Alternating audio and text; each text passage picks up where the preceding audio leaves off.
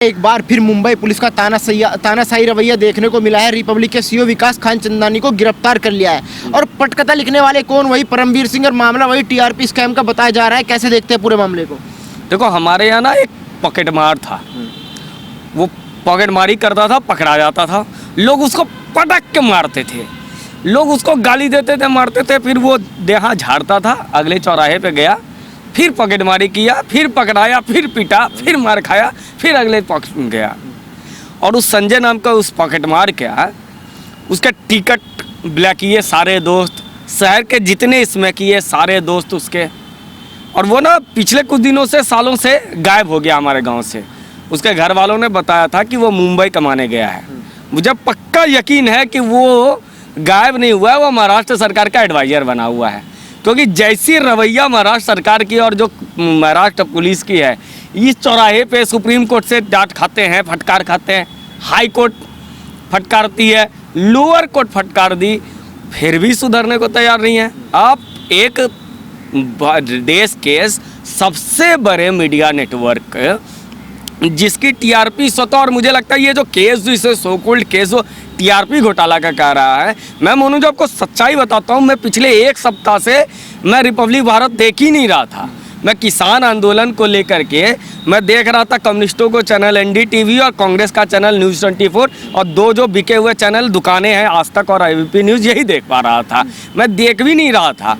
और आज जैसे ही खबर आई, ट्वीट ट्रेंड किया, वो नोटिफिकेशन में आया, मैं सुबह से मेरे पूरा हमारा घर और मैं गली से अभी आ रहा था तो पूरे वही रिपब्लिक भारत की आवाज़ आ रही है। मैंने कहा इस टीआरपी जो बढ़ाया है अर्नब गोस्वामी का, ये बढ़ाने वाले महाराष्ट्र पुलिस, सबसे पहले इसको जेल में डालो। इसने सबसे ज़्यादा टीआरपी बढ़ाई है।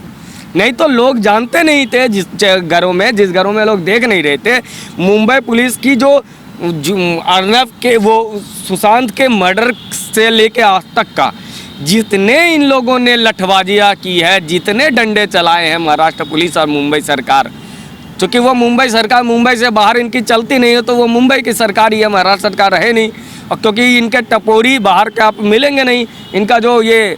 और एक चीज़ याद रखो, आप एक नेटवर्क को चाहते हो कि दबा दें, कुचल दें, मार देंगे। आप अनुज को गिरफ्तार करते हैं, प्रदीप भंडारी को गिरफ्तार करते हैं, अर्नब को गिरफ्तार करते हैं, घनश्याम सिंह को करते हैं, आज ये विकासो सीईओ को करते हैं। आप एक चैनल को पकड़ के उसको चाहते हैं कि हम दबा देंगे, कुचल देंगे, मार देंगे। संभव है? आपने इतने दिन रखा, सुप्रीम कोर्ट आपकी फजीहत कर दी, हाई कोर्ट ने फजीहत कर दिया, लोअर कोर्ट ने कर दिया, जनता थूक रही है। अब आप सोचिए कि एक रेनॉल्ड, एक इतने बड़े मीडिया जिसके पास तंत्र है, उसके लोगों को ये लोग इतना प्रताड़ित करना चाहते हैं, तो आम मराठी मानुष, आम मुंबईकर क्या हाल होता होगा उसका, उसकी सांसें लेने में कितनी तकलीफ होती होगी, उसके सांसों पे किलाबंदी होगी। और मुझे अब यकीन हो गया, जो बाला साहब ठाकरे ने कहा था ना कि नहीं नहीं हमारे परिवार से कोई भी चीफ मिनिस्टर नहीं बनेगा, उनको पता था अपने बेटे की फितरत, उनको पता था उनकी जो अक्षमता है कि ये अगर बन गया तो जीते जी मुझे गाली दिलवा देगा। आज मरने के बाद बाल ठाकरे कह रहे हैं कि कहाँ से पैदा किए हो यार। तो ये अपने बाप और ऐसे इतने कुशल राजनीतिज्ञ बाल ठाकरे जी, इनको पता था कि मेरा बेटा सत्ता में आ जाएगा तो साला ऐसा ही भद पिटाएगा, मेरे जीते जी जो मातोश्री के सामने सर झुकता है वह दो थूक करके जाएंगे। और वही आज हो रहा है। तो ये बाल ठाकरे उस चरित्र को पहचान गए थे। रही बात अब एक आईपीएस परमवीर सिंह, अब मुझे समझ में नहीं आ रहा है कि शहर कोई सरकार, कोई सत्ता को एक आईपीएस ऑफिसर परमवीर सिंह चला रहा है या एंटोनियो माइनो चला रही है। क्योंकि अर्नब पे हमला उस दिन से शुरुआत हुआ जिस दिन अर्नब ने एंटोनियो माइनो नाम दिया था। या वो चला रहे हैं, या शरद पवार चला रहे हैं, या उद्धव ठाकरे चला रहे हैं।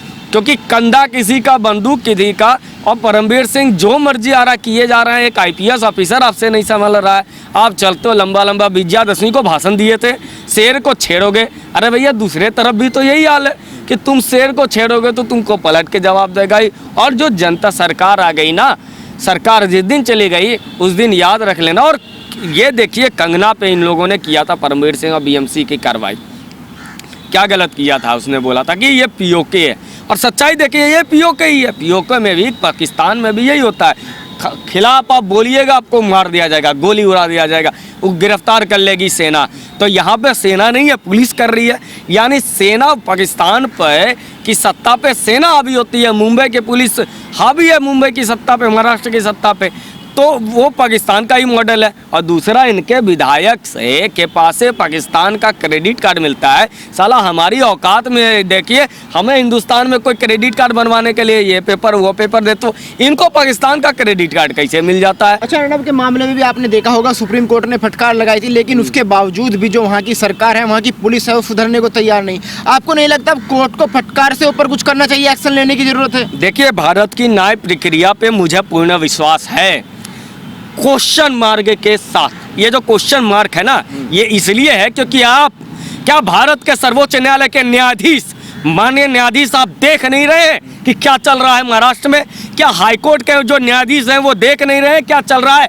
आप जब एक तरफ बेल दे देते हैं, एक तरफ कहते हैं यह कार्रवाई अनुचित है, तो ये जो केस चल रहा है, आप एक आदेश क्यों नहीं देते हैं कि इस केस को ट्रांसफर करो मुंबई से बाहर?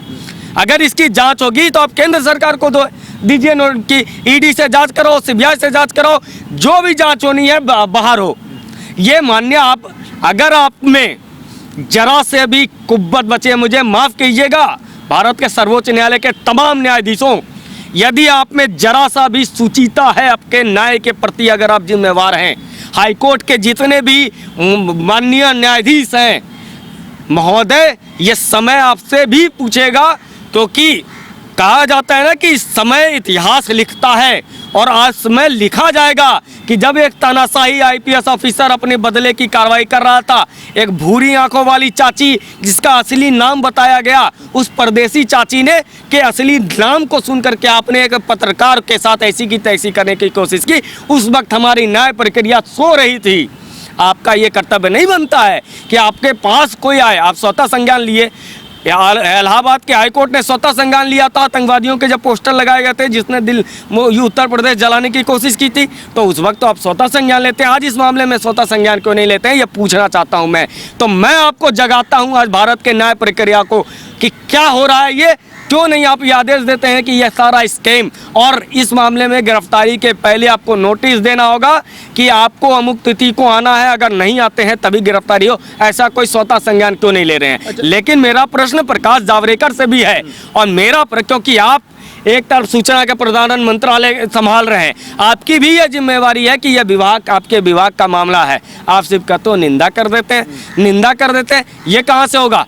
क्यों? ये इसलिए नहीं बोल रहे हैं, और मुझे कोई इसमें वो संकोच नहीं है, देवेंद्र फडणवीस या मराठा के लोग, जो जितने भी ये भाजपाई महाराष्ट्र के हैं विधायक, क्योंकि हमारे यहाँ कहा जाता है ना, बड़ा पाव इज थिकर देन ब्लड, तो ब्लड से ज़्यादा गहरा जो है ना बड़ा पाव वाला वो है मराठी वाला गुण। कि अब मराठी, आप बताइए, गणेश शिवालकर को महाराष्ट्र की पुलिस पकड़ती है, चाय बिस्कुट पिला करके उसको छोड़ देती है, और जो गैर मराठी लोग हैं उनको पकड़ करके आप इससे प्रताड़ित कर रहे हैं। यही वजह है कि प्रकाश जावड़ेकर और देवेंद्र फडणवीस आज एक्शन नहीं मेरे खिलाफ हो सकता है, ये सुन करके ही भाजपा वाले ही जाकर के शिवसेना के साथ मिलकर के केस करवा देंगे, और कोई इसमें संकोच नहीं है मुझे बोलने में।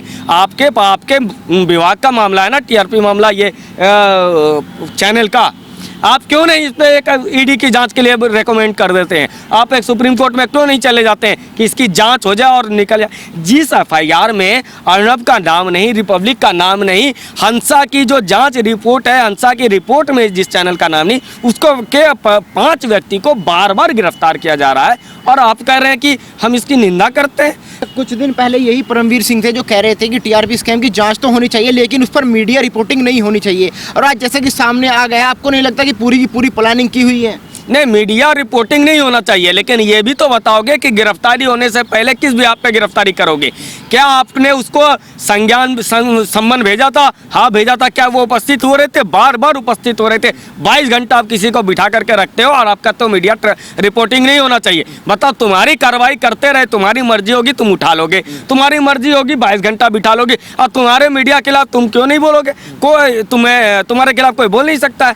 लोकतंत्र का चौथा स्तंभ है भाई साहब। आपने राजनीति करनी है, आपको चाकरी करनी है, आप चाकरी करो एंटोनियो माइनो की। सच्चाई यही है कि जिसकी आप चाकरी पिछले सर्विस रिकॉर्ड में करते हुए आ रहे ना, और लोग इतने अब बेवकूफ़ नहीं रह गए, सोशल मीडिया में निकाल लेंगे कि बैड कॉप किसे कहा गया था और किसकी चाकरी आपने की है। आप जो फिल्मी स्टारों के कार खोलने वाले लोग हैं ना, ऐसे मानसिकता से ऊपर उठो। ये देश लोकतंत्र से चलेगा, लेकिन सवाल ये भी आता है कि जो लोकतंत्र की दुहाई दे करके दिल्ली की सड़कों को जाम कर रहे थे, और ये जो भांड लोग कुछ अभी लोकतंत्र के नाम पर अवार्ड वापसी कर रहे थे, वे लोग कहाँ हैं? ये जो कहते हैं कि पोएट, वो बड़बड़ा राव, वो आतंकवादी शर्जील इमाम, ये जो इसको रिहाई के मांग करते हैं किसान, ये वो क्यों नहीं बोलते कि ऐसे ऐसे बेवकूफ़ IPS ऑफिसर को उठा के फेंको।